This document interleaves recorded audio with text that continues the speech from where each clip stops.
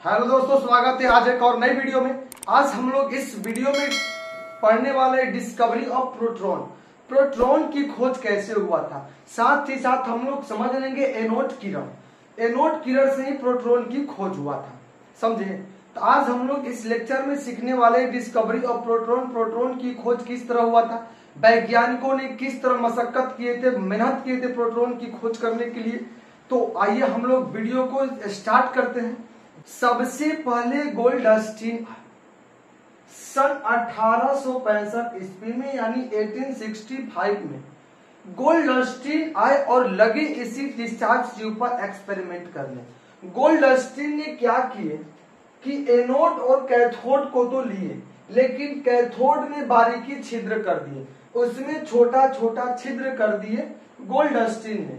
ये बारीकी, इसमें छोटा सी बारीकी छिद्र करने के बाद गोल्डस्टीन ने क्या किए, उसको 10,000 यानी उच्च वोल्टेज की धारा से उसको जोड़ दिए। और जो ये डिस्चार्ज ट्यूब में जो प्रेशर था, इस प्रेशर को भी कम कर दिए, लगभग 0.01 mmHg का प्रेशर भी इसका कर दिए, समझे। और इसी एनोड और कैथोड से डिस्चार्ज ट्यूब में प्रेशर कम करने के बाद हाई वोल्टेज की धारा प्रवाहित किए, लगभग 10,000 वोल्ट की धारा प्रवाहित की। जब गोल्डस्टीन ने धारा प्रवाहित की तो गोल्डस्टीन देखे कि एनोड कैथोड से तो एक किरण निकल के आ ही रहा था एनोड की ओर।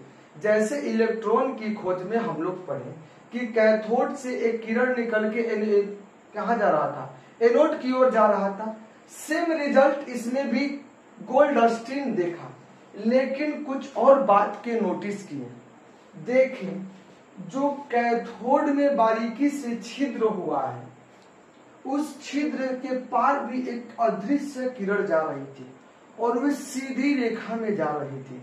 फिर बाद में एक्सपेरिमेंट करते करते मालूम चला गोल्डस्टीन को कि एनोड से भी एक अदृश्य किरण निकल करके सीधी रेखा में कैथोड की ओर गमन कर रही थी।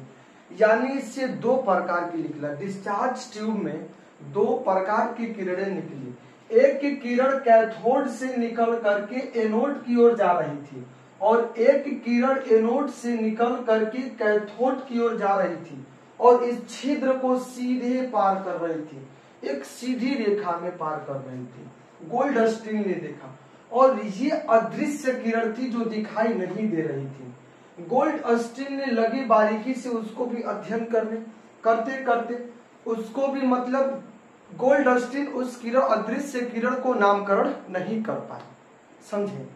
इतना गोल्डस्टीन काम किए कि इस अदृश्य किरण तक पहुंच गए। यानी वो अपने एक्सपेरिमेंट से दिखाए कि एक एनोड से भी अदृश्य किरण निकल रही थी। जो कैथोड में बारीकी छिद्र था, उस छिद्र को सीधे पार करके निकल रही थी। ये अदृश्य किरण, समझे। इस अदृश्य किरण तक ही गोल्डस्टीन समझ कर रह गए। इसके बाद आए जे थॉमसन ने 1907 ईस्वी में।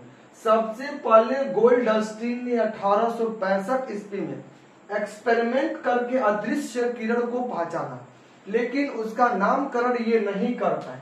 इसके बाद 1907 ईस्वी में जे थॉमसन आए। जे थॉमसन ने भी सेम एक्सपेरिमेंट को दोहराया। जो ये किए थे एक्सपेरिमेंट इस तरह के, वो भी किए थे जे थॉमसन ने भी। जे थॉमसन ने देखा कि एनोड से भी एक किरण निकल के जा रही थी कैथोड की ओर, और कैथोड से भी एक किरण निकल के एनोड की ओर जा रही थी। गोल्डस्टीन ने जो अदृश्य किरण की खोज किए थे ना, तो वही अदृश्य किरण का नाम जे थॉमसन ने, वही अदृश्य किरण का नाम जे थॉमसन ने धन किरण रखा, जिसे हम लोग पॉजिटिव रे नाम लिखे हैं। इसको धन किरण रखा, धन किरण हम लोग बोल सकते हैं। जे थॉमसन ने इसी किरण के नाम क्या रखा, धन किरण रखा। और यह भी जे थॉमसन ने क्लियर किए कि जो ये धन किरण है, पॉजिटिव रे है, यह किरण एक धनात्मक कण से बना हुआ है, समझे। जे थॉमसन ने आकर के इन दोनों के क्या किए, नामकरण कर दिए। नामकरण किए। जो अदृश्य किरण था उस अदृश्य किरण को बतलाए कि ये एक धन किरण है, ये पॉजिटिव किरण है, यह धनात्मक कणों से बना है। जैसे पीछे एक्सपेरिमेंट हुआ, देखिए यहां से एक धन किरण निकला, डायरेक्टली धन किरण के यहाँ जा रहा था, एनोड को भी सीधे पार कर रहा था ये धन किरण, समझे। तो यहां से ये धन किरण नाम दिए, और धन किरण का नाम वह भी बोले कि ये जो धन किरण है पॉजिटिव रे है, ये छोटे छोटे धनात्मक कणों से बना हुआ है। और अपने जिस तरह पिछला बार एक्सपेरिमेंट किए हुए थे कि जो भी कैथोड किरण था, कैथोड किरण के मार्ग में कोई अपारदर्शक पदार्थ रखने पर पीछे उसकी छाया बन रही थी, उसी तरह भी इसमें जो ये एनोड किरण है, एनोड किरण के सामने भी अपारदर्शी पदार्थ रखा दिया, अदृश्य किरण था, वो उसमें भी शैडो बना। और यह भी देखें कि इसके बीच में कोई पद चक्र भी रखा जा रहा था, वह भी घूर्णन कर रहा था। इसी क्रिया के आधार पर वो समझ गए कि जो ये किरण है यह भी छोटे छोटे कणों से बना हुआ है। छोटे छोटे कणों कहने के मतलब छोटे छोटे धनात्मक कणों से बना हुआ है, जो कि उस पद चक्र को नचा दे रहा था, घूर्णन कर रहा था। जैसे समझो, पद चक्र के मतलब कोई पंखी है, पंखी से इसको गुजारा जाता था, जब ये किरण इससे गुजर रही थी इसको घूर्णन कर दे रही थी, यानी घुमा दे रही थी। आप ही बात बतलाइए, जब उसको घूर्णन कर रही थी, कोई प्रकाश किसी किरण से तो घूर्णन करेगा नहीं, यानी उस किरण में छोटे छोटे कण थे। वही वही रदरफोर्ड ने बोले कि यह अदृश्य किरण धनात्मक कणों से बना हुआ है। यहां तक रदरफोर्ड बोले सॉरी जे थॉमसन ने धनात्मक कण तक इसका नामकरण कर दिए, समझे। और जे थॉमसन ने यह भी क्लियर किए थे, जो ये किरण है धन आवेशित कणों का समूह है, धन आवेशित कणों के समूह में भी क्लियर कर दिए थे, यानी ये किरण विद्युतीय क्षेत्र में विक्षेपित होता था। अब देखिए ये किरण धन आवेशित कणों से बना है, कि ये माइनस की ओर आकर्षित होगा, प्लस की ओर से विकर्षित होगा। तो ये जो धन आवेशित किरण थे, इसको जब आवेश युक्त यानी विद्युतीय क्षेत्र में रखा जाता था, तो ये किरण इधर माइनस ले लेते हैं, ये माइनस चार्ज की ओर, यानी जो ये धनात्मक किरण है माइनस चार्ज की ओर आकर्षित होने लगती थी, जिससे रदरफोर्ड ने यह भी क्लियर कर दिए कि ये किरण धन आवेशित कणों के समूहों से बना है। इतना तक रदरफोर्ड ने क्लियर कर दिए। जे थॉमसन तो धनात्मक कण नाम रख ही दिए। इसके बाद आए 1920 में रदरफोर्ड ने, जो जे थॉमसन ने इस अदृश्य किरण के नाम धन किरण रखा था, उसी धन किरण को 1920 में रदरफोर्ड ने जो धन आवेशित कण था उनको प्रोटॉन की संज्ञा दी। वही बतलाए कि नहीं, ये धन आवेशित कण ही प्रोटॉन है, जो परमाणु का एक मौलिक कण है। इस आधार पर बतलाए, तो वह भी एक्सपेरिमेंट किए, देखे कि हर एक बात इसमें भी जो कैथोड एनोड के रूप में यूज किया गया था मेटल, और जो इसमें गैस यूज किया गया था, उन सभी को अलग अलग चेंज करके देखे, यानी हर एक बार चेंज करके एक्सपेरिमेंट किए, प्रयोग किए, उस पर प्रयोग करके अध्ययन किए, और पाए कि हर एक टाइम एक ही प्रकार की एनोड किरण निकल रही है, एक ही प्रकार की एनोड किरण निकल रही है, वो भी धन आवेशित किरण निकल रही है। हर एक प्रकार में शैडो बन रहा था, हर एक प्रकार में वह छाया बन रहा था जो पद चक्र को नचा दे रहा था, हर एक प्रकार में भी धन आवेशित कण बन रहा था। उन्हीं प्रयोग के आधार पर रदरफोर्ड ने बोले नहीं, ये जो कण है किसी पदार्थ के मौलिक कण है जो सभी परमाणुओं में पाया जाता है, यह किसी परमाणु को मौलिक कण है। आगे चल करके इसी धन आवेशित कण के नाम क्या रखे, प्रोटॉन रखे। यानी 1920 में रदरफोर्ड ने धन आवेशित कण को प्रोटॉन की संज्ञा दे दी। नहीं, जो ये कण है इसका नाम क्या रहेगा, आज के बाद प्रोटॉन रहेगा। और प्रोटॉन पे कौन सी चार्ज बतलाया गया, प्लस चार्ज बतलाया गया। इस प्रकार से प्रोटॉन की खोज हुआ, समझे। देखिए हल्का तत्व जैसे हाइड्रोजन को लेकर भी इसमें विद्युत विसर्जन किया जाता है ना, तो जो आवेशित कण होता है वह हाइड्रोजन परमाणु के द्रव्यमान के बराबर आता है। समझे, यही होता है। यानी ये बतलाएं कि जो सबसे हल्का तत्व लिया गया, एक्सपेरिमेंट करके यह भी देखा गया, जो सबसे हल्का तत्व जैसे हाइड्रोजन को लिया गया, हाइड्रोजन गैस से जब विद्युत विसर्जन किया गया, जैसे इस डिस्चार्ज ट्यूब में क्या किया गया, विद्युत विसर्जन में किया गया है, इसे हम लोग बोल सकते हैं विद्युत विसर्जन किया है।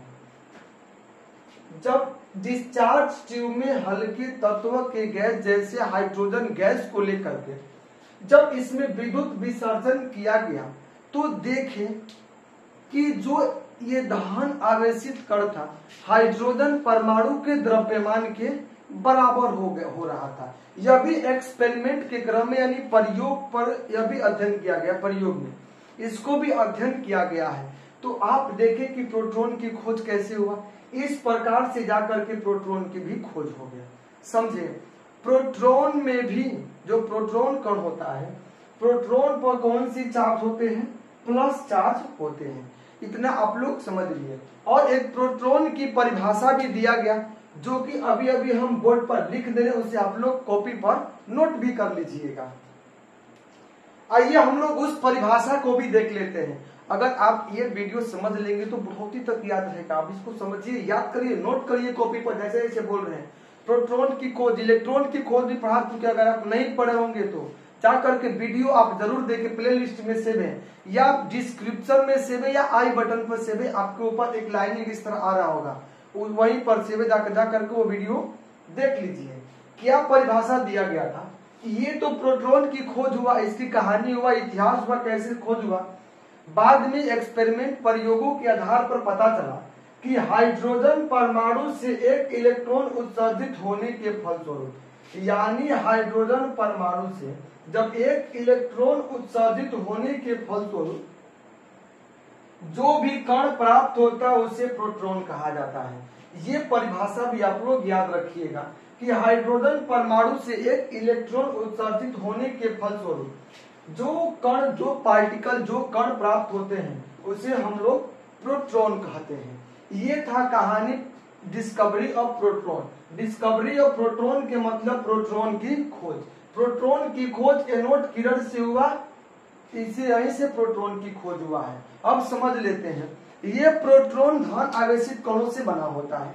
धन आवेशित कण है तो मतलब इलेक्ट्रॉन के विपरीत है कि नहीं, इलेक्ट्रॉन पे चार्ज था धन, माइनस चार्ज था, इस पर चार्ज है प्लस चार्ज है, ये चार्ज है। अब ध्यान से समझिए, इलेक्ट्रॉन पर आवेश कितना होता है, इतना ही होता है।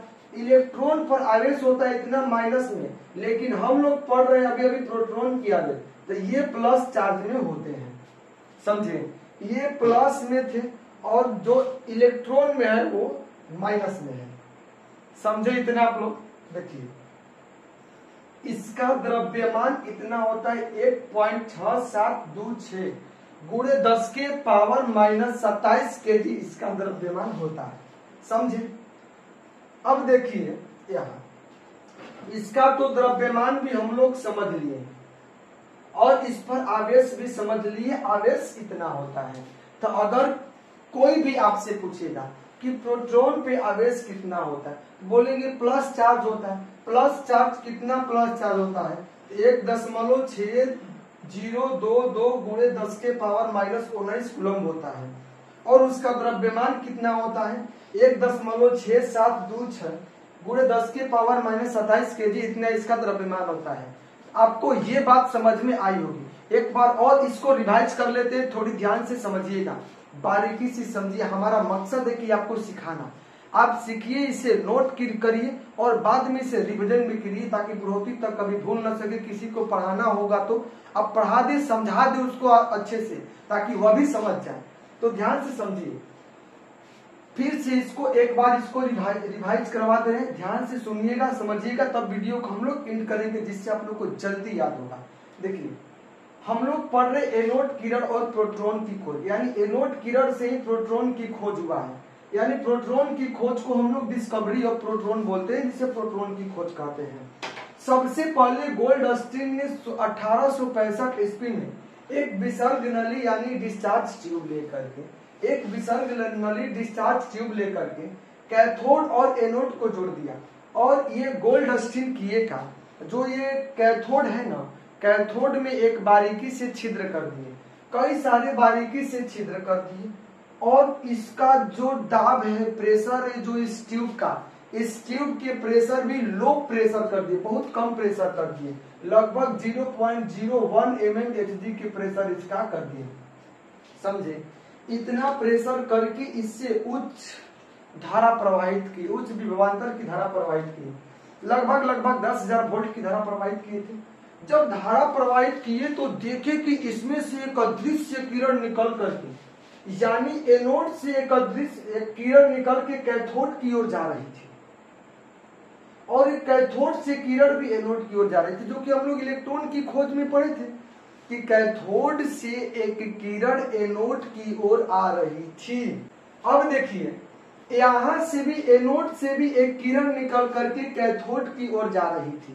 यह अदृश्य किरण थी। गोल्डस्टीन ने देखकर भगवा कि ये कैसी किरण है। इसके बाद यानी गोल्डस्टीन ने इस अदृश्य किरण को और आगे नहीं बढ़ा पाए और इसकी आगे जानकारी नहीं दे पाए। उसके बाद जे थॉमसन ने यह भी एक्सपेरिमेंट किए, प्रयोग किए, उसी अदृश्य किरण के नाम धन किरण रखा, और ये भी बोले कि ये धन किरण धन आवेशित कणों के समूहों से बना हुआ है।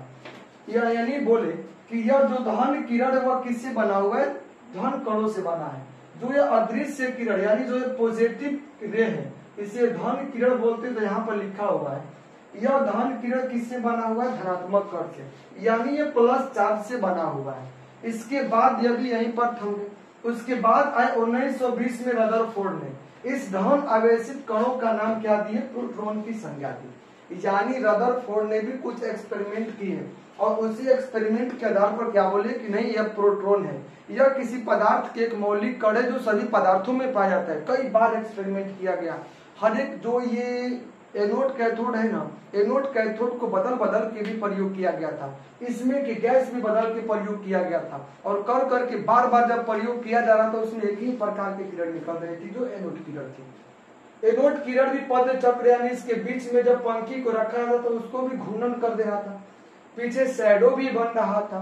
इनके आधार पर मतलब वैज्ञानिकों ने इस निष्कर्ष तक पहुंचा कि नहीं, एक ऐसा भी पदार्थ के मौलिक कण है जो प्लस चार्ज उस पर रहता है, उसका नाम क्या बना? प्रोटॉन। प्रोटॉन की एक परिभाषा भी दिया कि हाइड्रोजन परमाणु से जब एक इलेक्ट्रॉन उत्सर्जित होने के फलस्वरूप, हाइड्रोजन परमाणु से, यहाँ पर लिखा हुआ है बारीकी से, हाइड्रोजन परमाणु से एक इलेक्ट्रॉन उत्सर्जित होने के फलस्वरूप जो कण प्राप्त होता है उसे हम लोग प्रोटॉन कहते हैं। हाइड्रोजन गैस पर भी एक्सपेरिमेंट किया गया था। यह भी पाया गया कि जो इससे धन आवेशित कण निकलते हैं ना, उस धन आवेशित कण का द्रव्यमान हाइड्रोजन परमाणु द्रव्यमान के बराबर होता है। यानी यहाँ से एक और दिमाग लगाइए, इलेक्ट्रॉन का द्रव्यमान हाइड्रोजन परमाणु द्रव्यमान के 1838वां भाग था। इतना भाग था कि नहीं? यानी प्रोटॉन के द्रव्यमान से भी इलेक्ट्रॉन का द्रव्यमान कौन भाग होगा? 1838वां भाग। यहाँ भी आवेश समझा दिए। आवेश इस पर कितना होता है? इतना होता है 1.6022 × 10⁻⁻19 कूलम, और द्रव्यमान 1.6726 × 10⁻⁻27 केजी होता है। तब तक आज के लिए हम लोग वीडियो को यहीं पर लास्ट करते हैं। अगर आपको वीडियो समझ में आया होगा तो वीडियो को लाइक, शेयर, सब्सक्राइब करना न भूलें। तब तक के लिए जय हिंद, टाटा, बाय बाय।